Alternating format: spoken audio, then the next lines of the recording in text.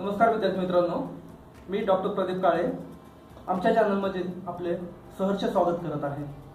तर विद्यार्थी मित्रांनो, आपल्या कॉलेजमध्ये लास्ट इयरला गेल्या वर्षी जी राज्यस्तरीय प्रोजेक्ट कॉम्पिटिशन आयोजित केलेली होती, ही कॉम्पिटिशन महाराष्ट्र स्टेट बोर्डाकडून आयोजित केलेली होती आणि यामध्ये मेकॅनिकलच्या 54 प्रोजेक्टच्या ग्रुपने सहभाग घेतलेला होता.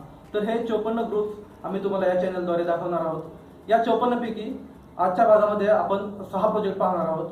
तर त्या 6 प्रोजेक्टसाठी हे 4 प्रोजेक्ट्स आहेत आणि हे 2 प्रोजेक्ट्स. उरलेले प्रोजेक्ट आपण पुढच्या भागामध्ये पाहणार आहोत.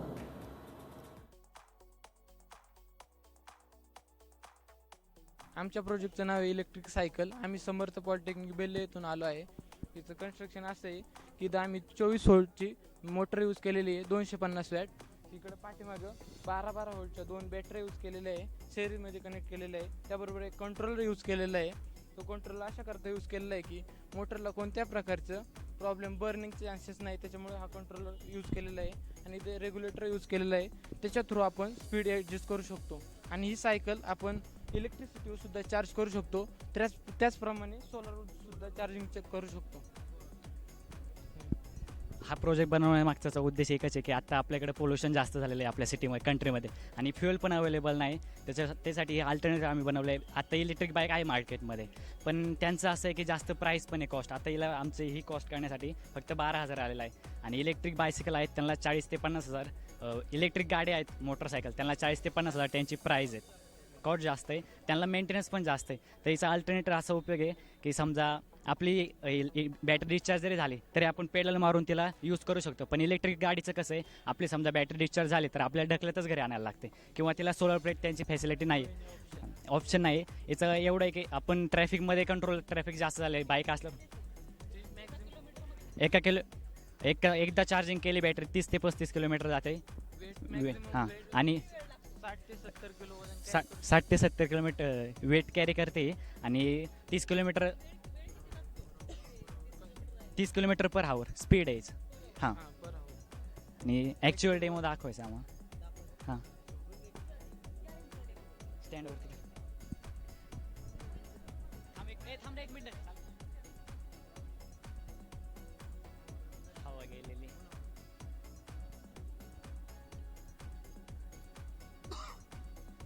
बस.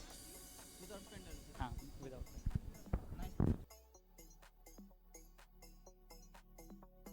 Electricity free refrigeration system. Electricity free refrigeration system using domestic LPG.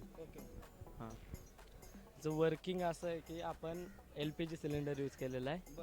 LPG सिलेंडरमध्ये प्रेशर कॉन्स्टंट असतं LPGचं. तर ते आपण कॉपर ट्यूबमधून पुढं फ्लो होतं आहे, flow control wall through control केलं जातं.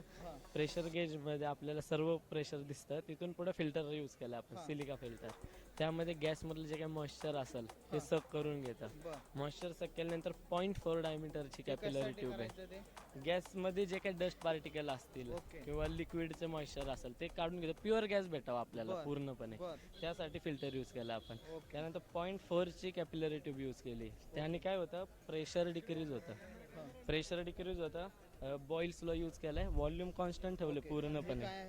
हा इव्हॅपोरेटर बॉक्स आहे, ह्याच्यामध्ये आपल्याला कूलिंग इफेक्ट पण भेटतो. बॉईल्स लॉनुसार व्हॉल्यूम ज्यावेळेस कॉन्स्टंट असतं त्यावेळेस प्रेशर डिक्रीज होतं. प्रेशर डिक्रीज झाले की टेम्परेचर पण डिक्रीज होतं. टेम्परेचर डिक्रीज झाल्यामुळे आपल्याला इव्हॅपोरेटर बॉक्समध्ये ज्या काही कॉईल लावलेत आम्ही त्यामध्ये कूलिंग पूर्णपणे सक करून घेतं. ते सक केल्यानंतर ॲज इट इज आपला जे काही गॅस आहे तो परत पूर्ण बर्नरला फ्लो करतं. म्हणजे त्याचा उपयोग आपल्याला असं होतं की बर्नरमध्ये पण गॅस यूज होतोय आणि गॅसचा यूज ॲज अ कूलिंग म्हणून पण यूज करतो. म्हणजे इलेक्ट्रिसिटी लागत नाही आपल्याला पूर्णपणे, आणि इथं कूलिंग होत आहे. कूलिंग पण होतं. हां, ओके. म्हणजे आपण सगळीकडे यूज करू शकतो. जिथे इलेक्ट्रिसिटी कमी असते तिथं सगळ्यात जास्त यूज होईल याचा.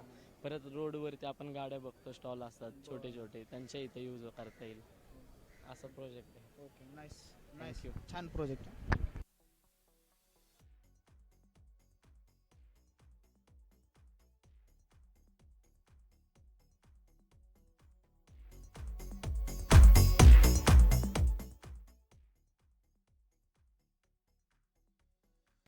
सर ये एक सोलर ऑपरेटेड ट्राईसाइकिल है. ऊपर हमने सोलर पैनल्स बैठा है, ईच 12 वोल्ट और 40 वैट एसी स्पेसिफिकेशन से, और यहाँ हमने कनेक्शंस दिए हैं नीचे. आप देख सकते हैं यहाँ पर आके।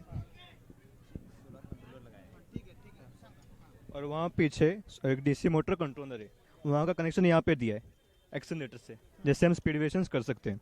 और वहीं डीसी मोटर कंट्रोलर का पीछे कनेक्शन दिया है वहाँ बीएनडीसी मोटर को, और बीएनडीसी मोटर का नीचे कनेक्शन शाफ्ट को दिया है, ड्राइविंग शाफ्ट। इतना ही। ओके। ओके। और क्या एक्चुअल क्या होता है सो ना हम यहाँ पे चार्ज भी कर सकते हैं, और यहाँ पे हम किसी भी पर्पज़ के लिए यूज़ कर सकते हैं। सोलर एनर्जी पे हम चला सकते हैं। हाँ, और हम चाहे तो घर पे भी हम लगा सकते हैं, चार्जर भी हम प्रोवाइड किया इसको, तो हम इधर से चार्ज भी कर सकते हैं और सोलर एनर्जी भी प्रोवाइड कर सकते हैं। कितना वोल्टेज मिलता है इससे? इससे 48 वोल्ट की दी। Thank you very much.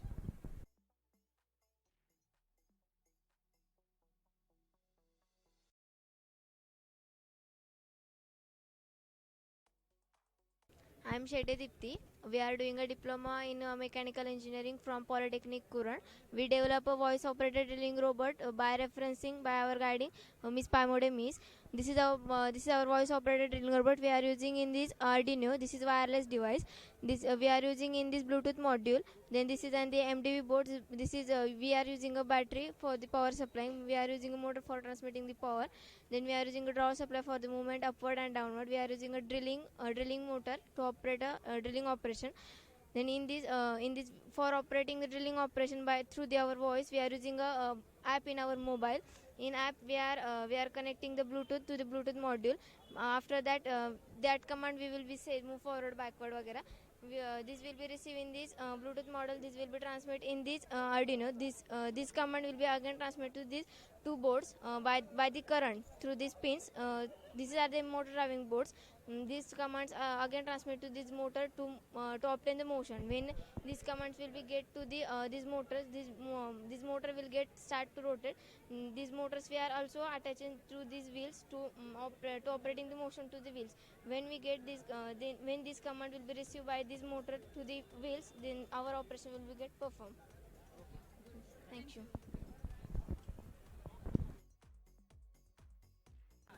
Good afternoon, everyone. My name is Nandari Sudarshan Somnath, and he is my friend Dumar Rowan and Gadge Aniket. I am comes from Navsayadri Institute, Naigaon Polytechnic, Naigaon, Pune. This is my project spring testing machine, which is used to measure the spring stiffness, stiffness and spring index. Demo करून दाखवा.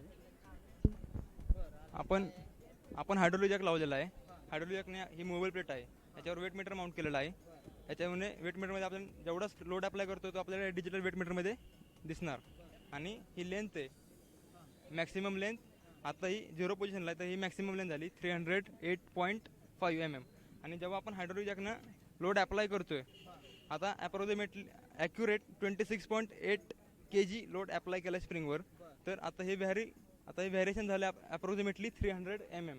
मग आपल्याला याच्यातून deflection find out करायचं आहे, maximum length minus minimum length, आणि त्याच्यावर आपल्याला डिफ्लेक्शन मिळणार. आणि डिफ्लेक्शन फाइंड केल्यानंतर आपल्याला स्प्रिंगचा स्टिफनेस मेजर करायचा आहे. स्टिफनेस मेजर करताना load apply on a spring per unit deflection एवढं. आणि याचा इंडस्ट्रियल यूज आहे, हे इकॉनॉमिकल आहे. याला इंडस्ट्रीमध्ये न्यूमॅटिक एअरवर स्प्रिंगचा स्टिफनेस फाइंड आउट करण्यासाठी स्टिफनेस इंडस्ट्रीमध्ये न्यूमॅटिक कॉम्प्रेसर एअर वापरून यूज केलं जातं. आम्ही हायड्रोलिक जॅक वापरला आहे, म्हणजे इकॉनॉमिकल केलं आहे टोटल प्रोजेक्टला. Low project. Thank you.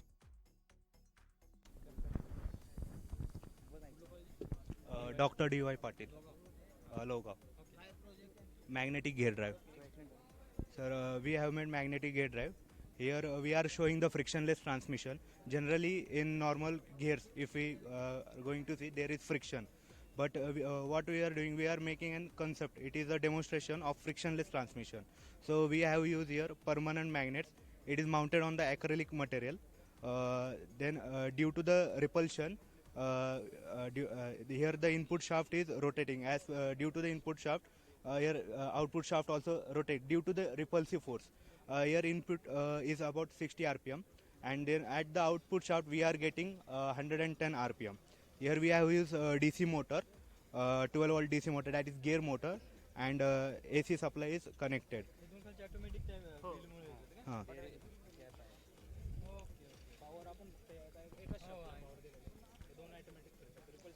repulsive.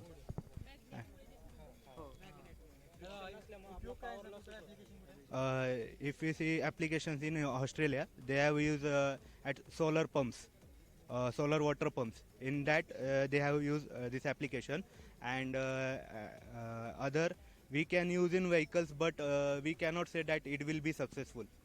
We can implement it for small applications, small scale applications, or in suppose in nuclear power plants, we can transmit the power from if wall throughout the wall. Okay, good project. Thank you.